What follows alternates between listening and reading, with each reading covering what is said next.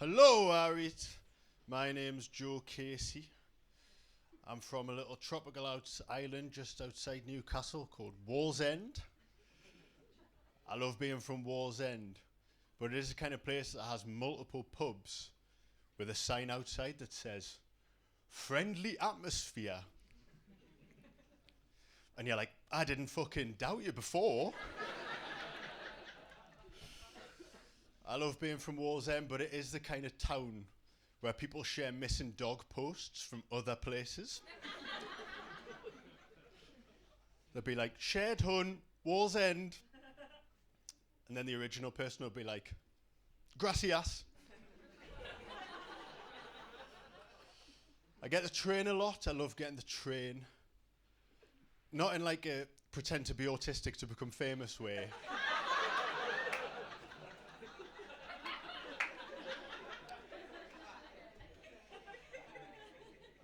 I just can't drive, so it's my primary mode of transport. I was on the train from Edinburgh back to Newcastle the other day. There's a group of like 7 pissed up middle-aged blokes. They decided to get their pal a gift for organising the trip. What they landed on was an engraved hip flask. And I got to be there while 7 pissed up middle-aged blokes decided what to write on this engraved hip flask. It's one of the top 5 moments of my entire life. Started off strong. One of them was like, is putting thank you on it gay? Then they proceeded to have an argument about how to spell the name of a bloke who they've presumably known for 25 years.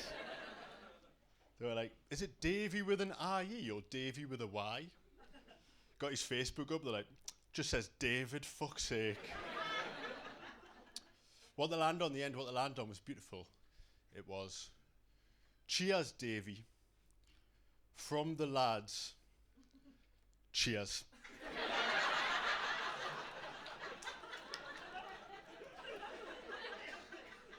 Second cheers was just to make sure it was heterosexual as fuck. Speaking of heterosexual, I've got a girlfriend. She's also a doctor.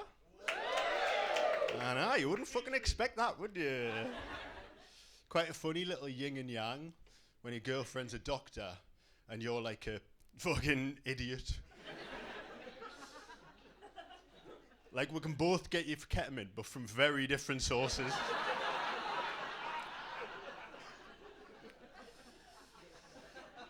It's quite funny having a girlfriend who's a doctor, because I've been having my own medical issues recently. I was diagnosed with hearing loss. It was a tough thing to go through at my age, you know, and I didn't like the way I found out. The doctor said to us, think of your ears like a doormat, and yours have just been walked over way more than someone your ages normally would have. And I was like, what? And she was like, think of your ears like a doormat.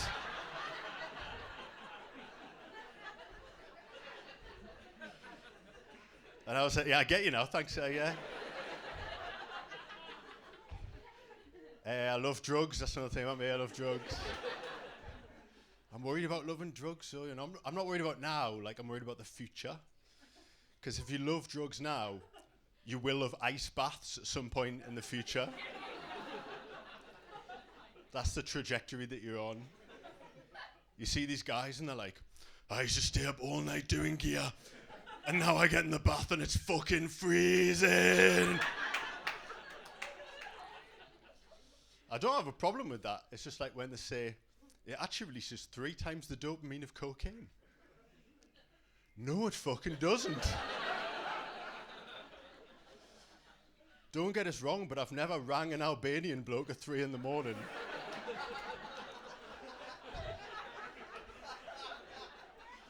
And being like, Pavel, I'm coming over, and your boiler better be fucked.